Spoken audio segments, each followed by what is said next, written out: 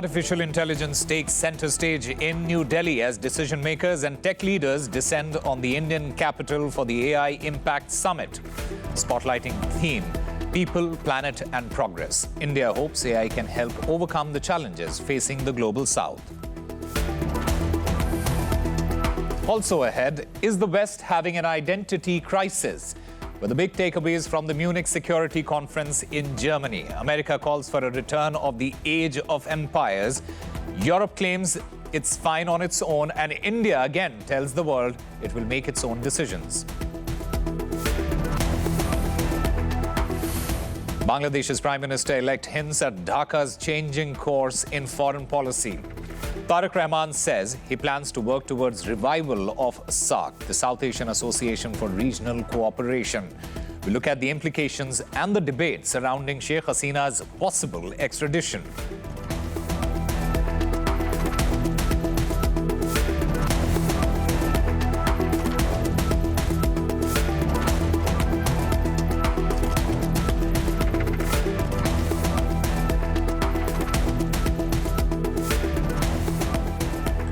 Hello and welcome. You're watching RT India. I'm Osama Shab, live from New Delhi. We have a packed bulletin ahead with major world developments, including our top story.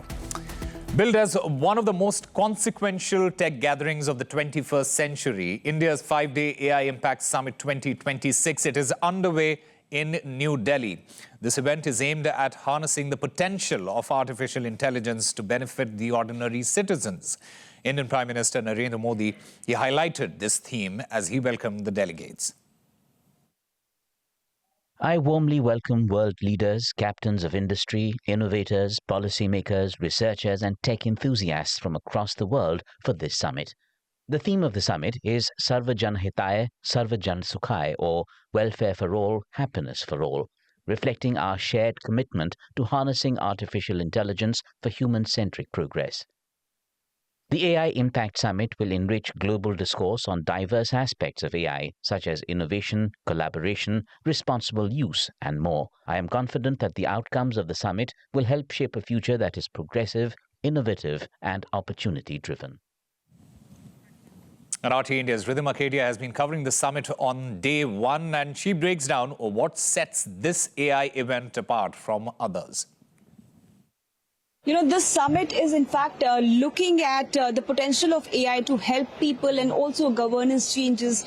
Of course, this is very different from the AI summits that have happened in UK, for that matter, in 2023, that focused more on frontier AI risks and safety, and also very different from South Korea's AI summit that happened in 2024, which primarily focused on safety and also governance conversation.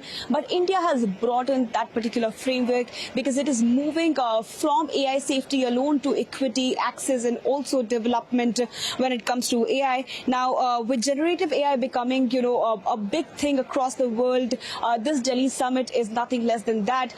There is a lot of buzz around it. 2.5 lakh registrations have been made so far.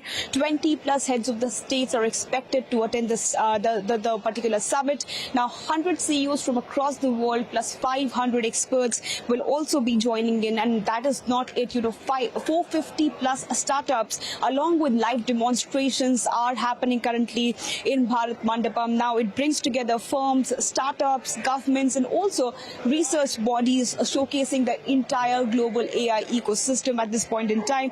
Now Prime Minister Narendra Modi will also be here at the venue very soon.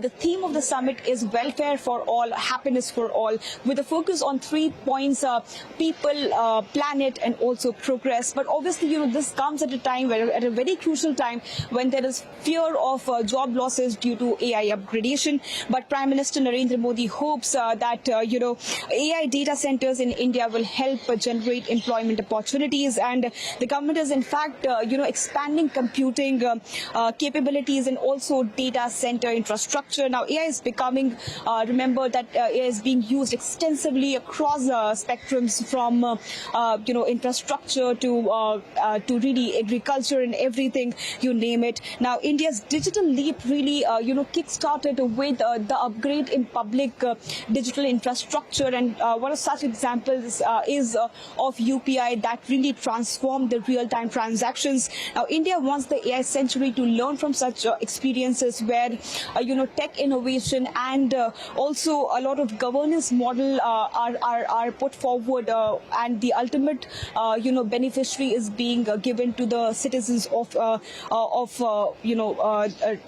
states across the nations. Now, this is the first AI summit in the global south for sure, and at this time of increasing global competition over resources, India is giving an opportunity for democratized multilateral engagements in AI as of now, and this is all the more very important because you see AI has been used across fields at this point in time, whether it is in medicines, whether it is in law, whether it is in agriculture, or whether it is in economy or governance or even geopolitics for that matter. And India is planning to expand its position in the AI ecosystem by turning to large data centers. RT India spoke to a tech entrepreneur at the summit in Delhi who explained how India's nuclear plant push is a way to power these centers.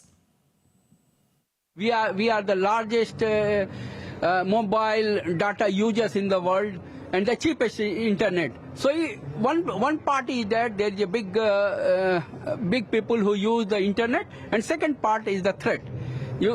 So we are offering lots of platforms for the critical infrastructure thread and thread with all the public data domains. You see, we are also offering not only the data security, we are also offering the data centers, and we also offering from our colleagues from Rosatom. They are offering a small and modular reactor, because you see, these data we need to have lots of energy. You see, we need lots of energy to put and make these data centers. And earlier, we spoke to a tech ecosystem expert who explained the challenges and opportunities for India when it comes to AI. So it becomes very important for a country like India, which has such vast diversity of languages, cultural nuances, socio-economic diversity, that we need to have models that accurately reflect that real true picture of India. And hence it becomes very important to build, sovereign foundational models. The other aspect, of course, is the geopolitical aspect. As we have seen with COVID-19, we've seen it with recent crises, that there are several vulnerabilities within the supply chain. India, as one of the world's largest democracies, the most populous of nations, needs to have that degree of autonomy and sovereignty in its technology stacks, all the way from chips to the platforms. So both these become very important for important reasons for India to build its own models.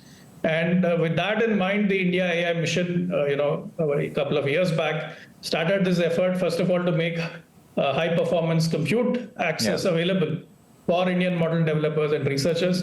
And then most recently, the government, shortlisted 12 startups to build different kinds of models. One of the biggest bets there was Bharat Gen out of IIT Bombay, which is going to build India's sovereign foundational model in more than 22 languages. I mean, who would have thought 5 years back that digital payments in India would become such a ubiquitous phenomenon? Yeah. And I think one of the reasons for that is the low cost access to data, the ubiquitous presence of mobile phones, right? So that is what is democratization. So to me, when I think of AI, I think democratization of AI in India would be taking intelligence to the edge, putting it in the palms of people, be it on their mobile phones, on their laptops, on their tablets, and the ability to transact in their natural language. A case of when the message simply doesn't sink in.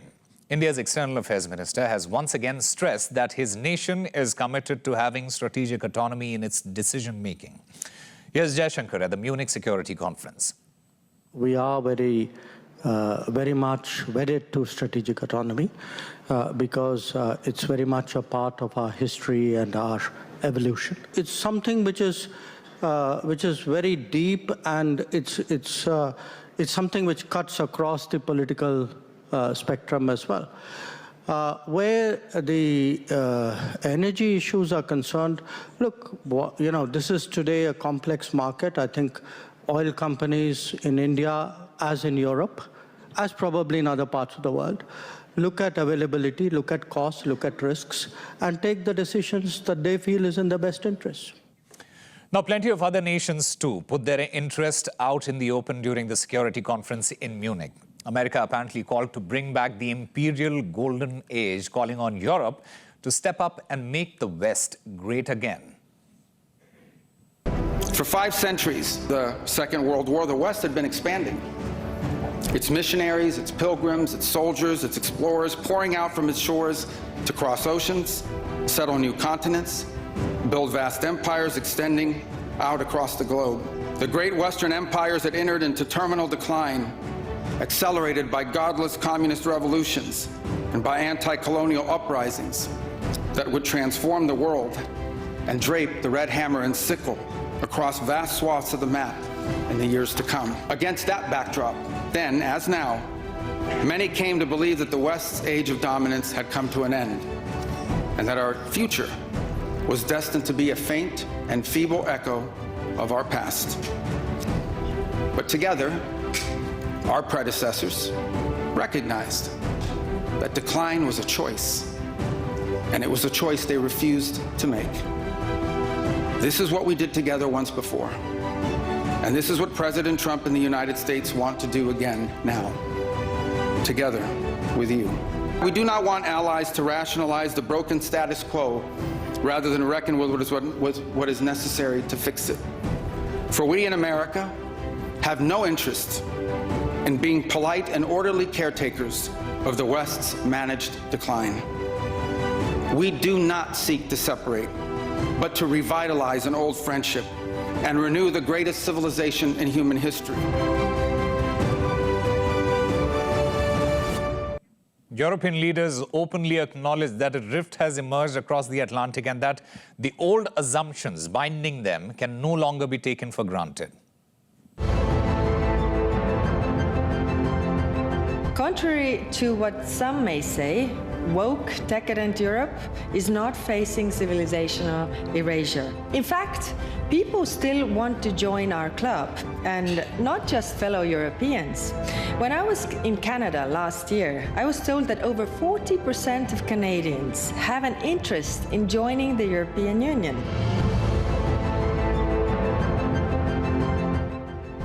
A rift has opened up between Europe and the United States. In the era of great power rivalry, even the United States will not be powerful enough to go it alone. Europe is rearming, but we must now go beyond. Europe has to learn to become a geopolitical power. And joining me now is former director of the Indian National Security Council Secretariat, Tara Karta. Tara Karta, thank you very much for speaking with RT India. Before we begin, I want to highlight what Marco Rubio is essentially saying. He essentially framed America's foreign policy in civilizational terms and not just strategic ones. The question is, what should we read between the lines? Does the language signal a tougher, less patient America? And more importantly, could this mindset also increase the global instability?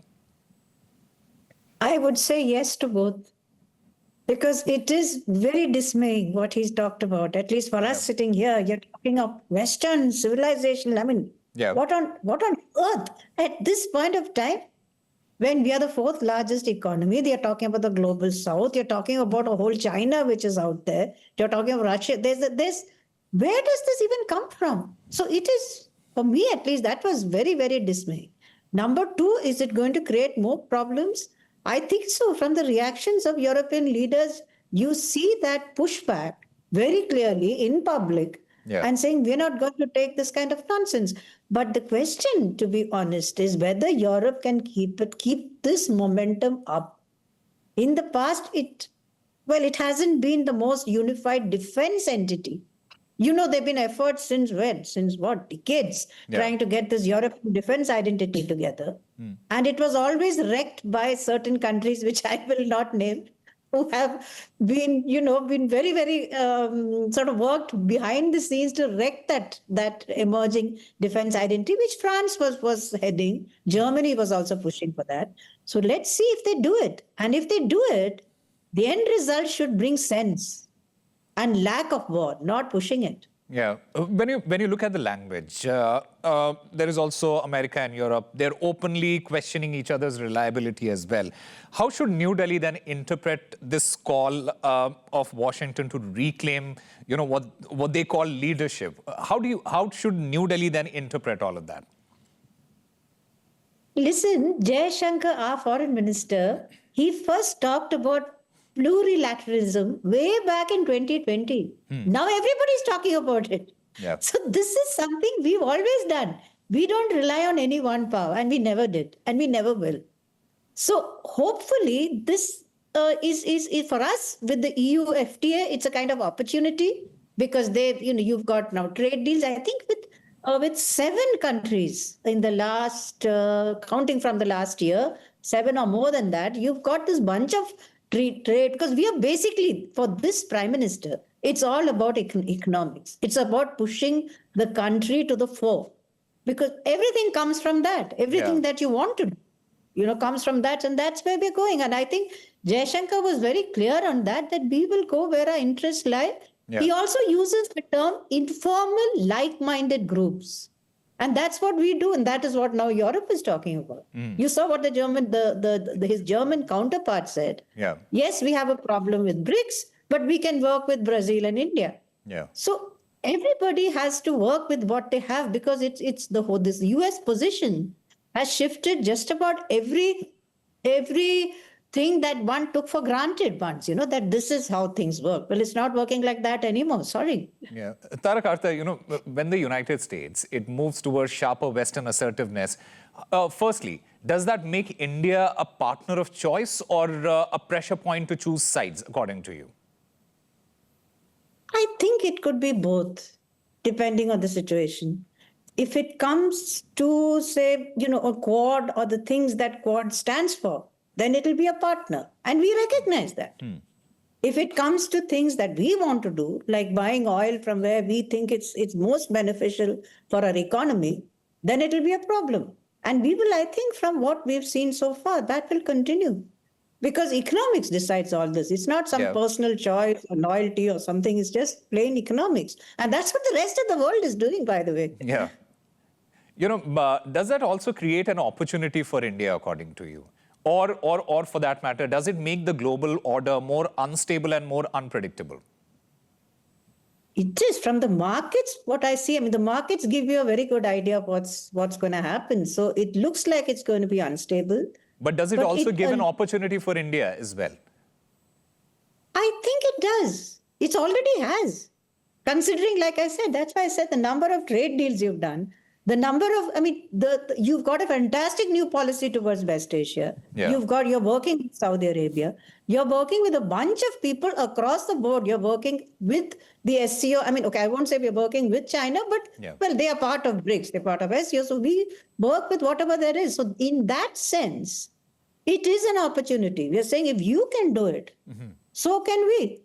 Right? Yeah. If you can go and, you're kidnapping a president, that, of course, is not something we would ever do. But it seems to be a very, a very flexible rules-based order. I don't know how flexible it's going to get in future. That's quite interesting, because India talks to everyone, whether it is the United States, whether it is Russia, Europe, the global south, etc. But in an era of sharper blocks, where does it lead India? And can that flexibility actually last forever, according to you? Well, it's pretty much lasted us for the last couple of decades. Ever since we had non-alignment, this is a different. He's not talking of non-alignment. We are talking of whoever works with us, formal groups for X purpose. That's what Jaishankar's foreign policy is all about. You want to work with us on X, we'll work with you. Someone whom that country might be on the opposite side of may work with us on something else. So that's what I think that has worked very well for us. Will it be a problem in future? I don't really see how, unless it's, the trade issue The only thing I can say about Trump is he's quite impartial in terms of the tariffs he levies. It's on everybody, including his allies. We don't believe in alliances. And I think that's worked pretty well for us. All right. Tarak Arthur, thank you very much for speaking with RT India. And going around the globe now for a look at some of the other stories making headlines today. A bomb concealed on a motorcycle has exploded near a police station in Pakistan's northwest, killing at least 2 people, including a child. Several others were wounded. The blast was so powerful, it damaged nearby shops in the area. The officials have pointed the finger at the Pakistani Taliban.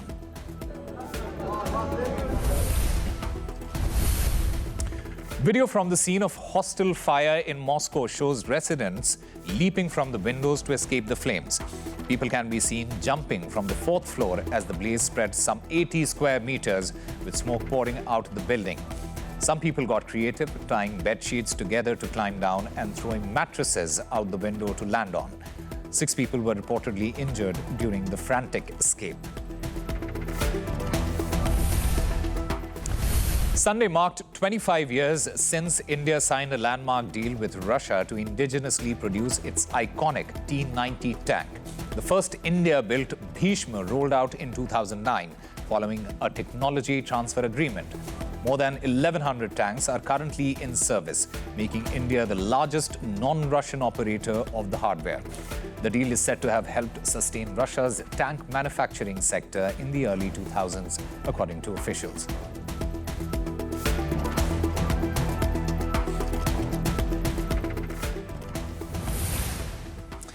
In just 24 hours, Iran and the United States will meet in Geneva for a second round of nuclear talks. Tehran has signaled it can be flexible in finding a deal if it is given sanctions relief in return. Foreign Minister Abbas Araghchi added that he's hopeful of a fair agreement, but it took a swipe at rhetoric coming out of Europe. He called the Munich Security Conference a circus, claiming Europe's confused and irrelevant. Sad to see the usually serious Munich Security Conference turned into the Munich circus when it comes to Iran. The EU appears confused, rooted in an inability to understand what is happening inside Iran.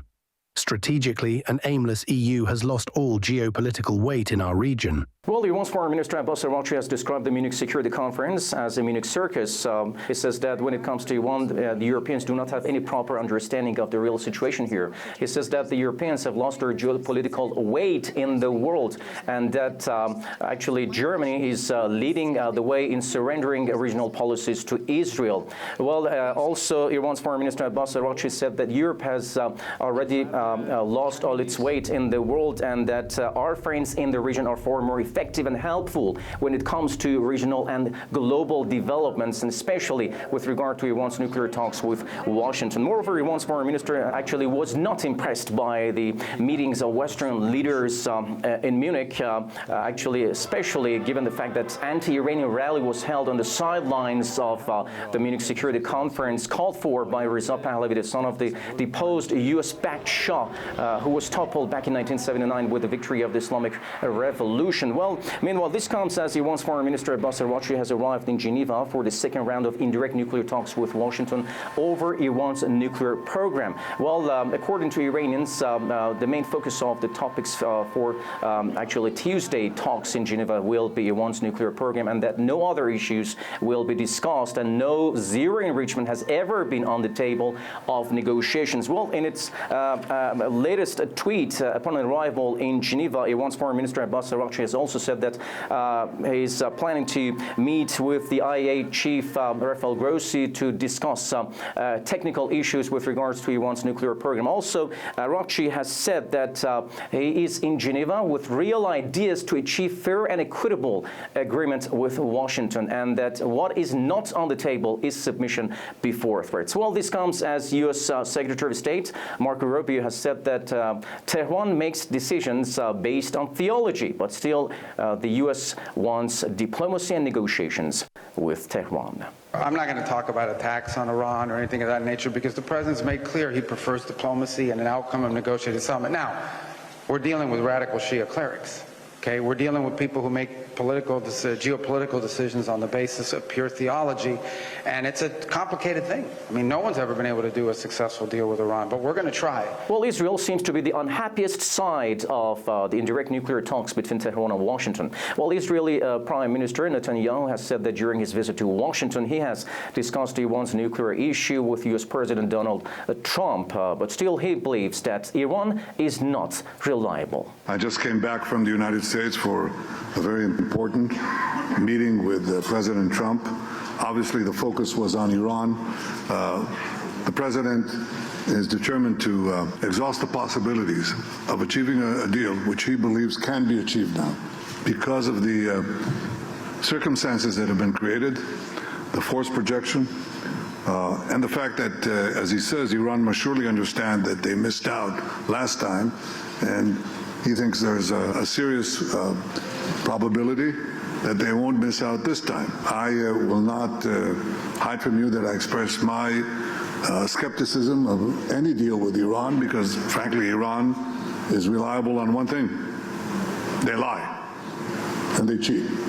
Well, this comes as Iran's Deputy Foreign Minister, Tato Ravanchi, has said that the ball is now in the U.S. court.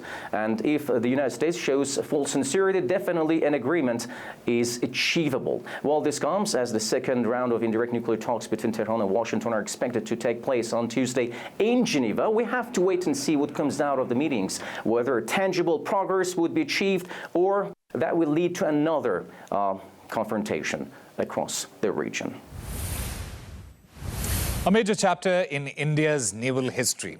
The country is hosting both the International Fleet Review and Exercise Milan 2026 back-to-back in Visakhapatnam. It brings together dozens of nations, including the United States and Russia, for what will be one of the largest maritime drills in the region. 71 ships, including 19 foreign vessels, will take part in the port and sea phases in the Bay of Bengal.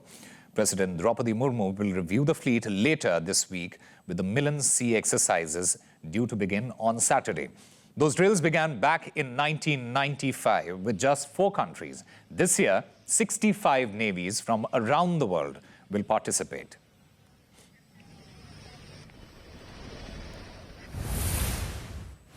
Could South Asia's regional cooperation bloc be making a comeback? Bangladesh's Prime Minister-in-waiting, Tariq Rahman, he has made his intentions clear that he wants to make the revival of SAARC part of his foreign policy agenda. SAARC was initiated initially by Bangladesh, so naturally we would want to revive SAARC. We will discuss with our friends. Once we settle the government, we'll try to revive it. And earlier we heard from the BNP's International Affairs Secretary who said reviving SAARC would benefit the entire South Asian region. Listen in. The revival remains strategically important for Bangladesh just because South Asia is one of the least economically important for, the economically integrated regions globally. Now, the Bangladesh would benefit due to the regional supply chains, energy trade, and transit connectivity. And Bangladesh must balance relationship among India, China, the United States, Gulf partners, and multilateral institutions. But however, SAARC, as the late President Ziaur Rahman, he was the dreamer of SAARC, the South Asian Regional Cooperation, Association for Regional Cooperations. The main thing is expansion of regional trade chains and transit trade, as I said, the cross-border energy sharing and infrastructure connectivity, and reduced logistics costs for exports, the diplomatic positioning as well. Bangladesh as a country, usually traditionally, we used to follow the principle of friendships to all and malice toward none. But how could you do this? Everyone needs to sit and try to find out the problem. They need to sort it out. And from 4 legs in London to hundreds of them marching towards through Latin America, here's some of the other stories making a buzz this Monday. And someone who's seen multiple leaders leave office with their tails between their legs. Larry the Cat marks 15 years of being 10 Downing Street's chief mouser. Once a stray, Larry was brought in to see a rodent issue. He's often stolen the spotlight from British premiers and other world leaders with hilarious moments, including shrugging off Liz Truss, wincing when Rishi Sunak kissed him, and leaving the building when Zelensky showed up. Across the other side of the world, the iconic carnival is in full swing in Rio de Janeiro, attracting millions of visitors from its street parties. The event is into its third official day with hundreds of groups involved. Some 8 million revelers will descend on the city, expected to generate around $1 billion for the local economy. Last year, Brazil formally recognized Carnival, giving it national cultural status.